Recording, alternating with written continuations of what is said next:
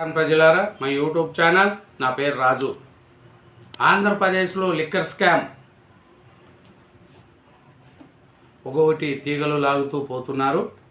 నేడు మూడో charge sheet దాఖలు చేస్తున్నారండి. ఈ ఛార్జ్ షీట్లో సెవిరెడ్డి గారి లీలలు, వెంకటేష్ విన్యాసాలపైనే ఈ మూడో ఛార్జ్ షీటు ఉండేట్టుగా తెలుస్తుందండి.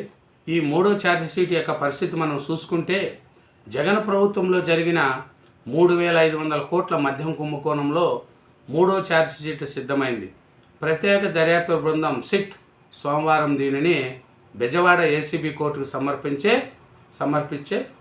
అవకాశాలు ఉన్నాయి.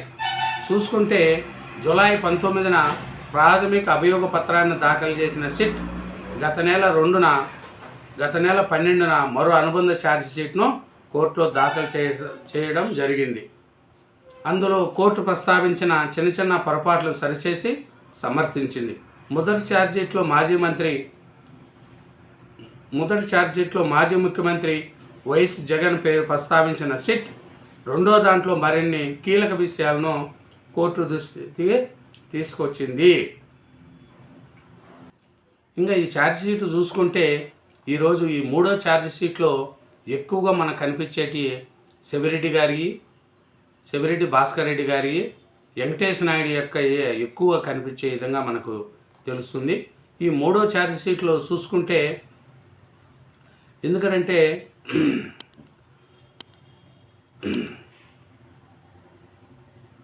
మరో అనుబంధ ఛార్జ్ షీట్లో వైసీపీ ప్రధాన కార్యదర్శి చంద్రగిరి మాజీ ఎమ్మెల్యే సెవిరెడ్డి భాస్కర్ రెడ్డి, ఆయన సన్నిహిత వ్యాపార భాగస్వామి వెంకటేష్ నాయుడు, సెవిరెడ్డి వ్యక్తిగత సహాయకులు బాలాజీ కుమార్ యాదవ్, నవీన్ కృష్ణ పాత్రలను వివరిస్తున్నట్లు కూడా దీంట్లో తెలుస్తుంది.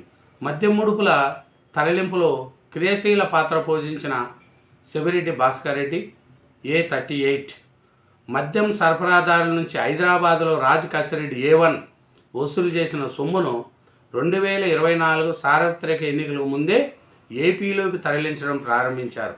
తన దగ్గర పనిచేసే వ్యక్తులు, అనుచరులు, గన్మ్యాన్లు, డ్రైవర్ల ద్వారా కోట్లాది రూపాయలు తీసుకొచ్చారు. తాడేపల్లి ప్యాలెస్కు సమీపంలో డంప్ ఏర్పాటు చేసుకొని 4 జిల్లాల్లోని వైసీపీ అభ్యర్థులకు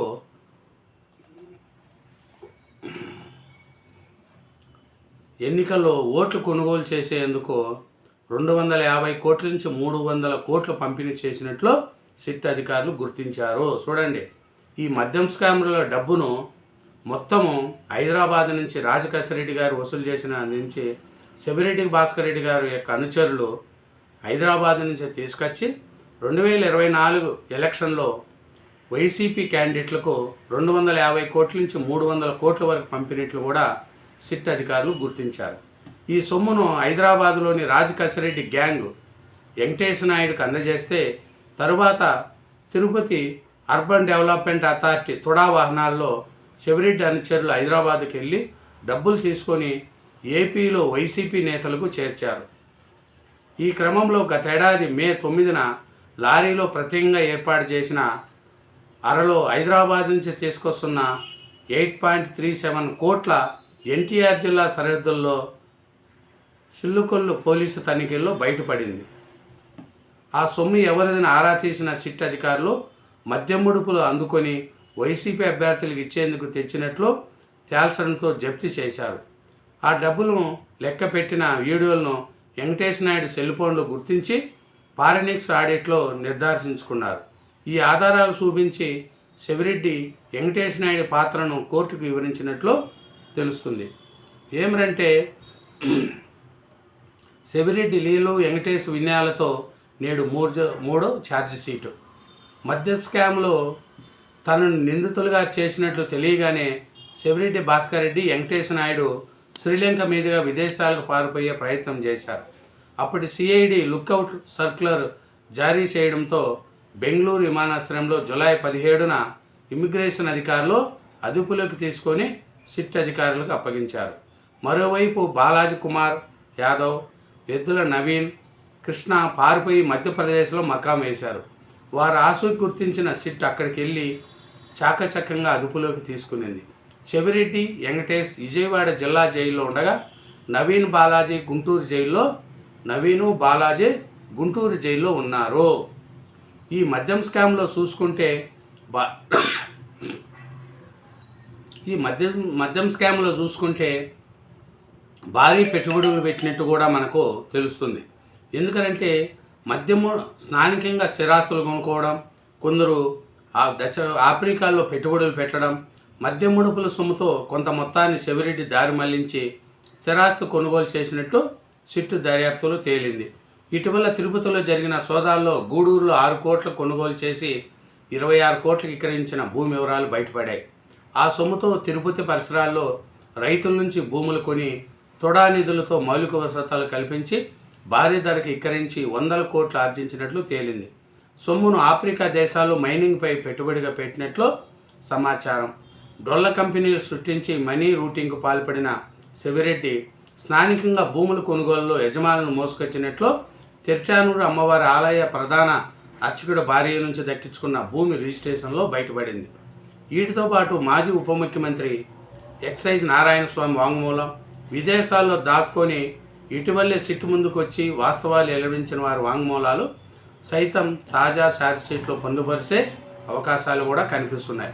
ఈ 3వ ఛార్జ్షీట్లో ఎక్కువగా చూసుకుంటే సెవిరెడ్డి లీలలు, వెంకటేశ్వర నాయుడు యొక్క దీని నుంచే మనకి ఎక్కువ అయిపోతుంది. ఏమరంటే రాజకసిరెడ్డి గారు వసూలు చేసిన డబ్బును సెవిరెడ్డి గారు వాళ్ళ గ్యాంగు హైదరాబాద్ నుంచి తీసుకొచ్చి 2024 ముందు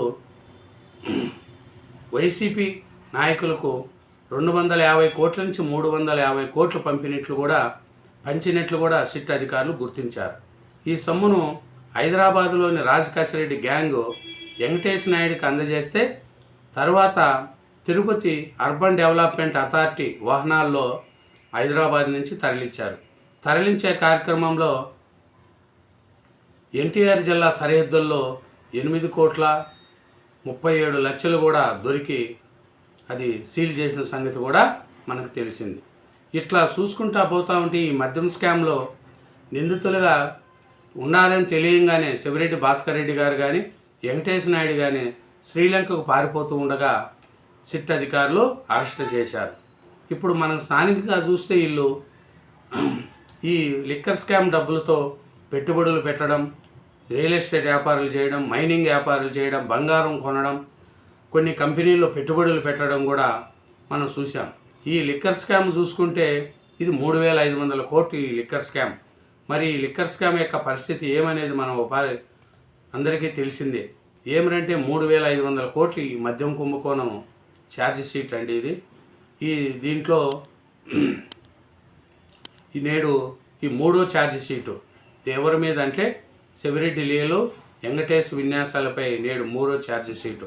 మద్యం స్కాములో వారిద్దరి భాగవతాన్ని కోర్టుకి వివరించనున్న సిట్టు రాజకసిరెడ్డి నుంచి ముడుపుల సొమ్ము తీసుకొని వైసీపీ అభ్యర్థులకు పంపిణీ, బాలాజీ కుమార్ నవీన పాత్రను పొందుపరిచే అవకాశం, నారాయణ స్వామి తదితరుల వాంగ్మూలాలు, నగదు డంపులు, మనీ రూటింగు అన్ని వివరాలు కూడా ఈ ఛార్జ్ షీట్లో ఉంటాయనేది మనకు తెలుస్తుంది. మరి ఈ లిక్కర్ స్కామ్ కేసు ఎప్పటికి క్లియర్ అవుతుంది, దీని పరిస్థితి ఏమి?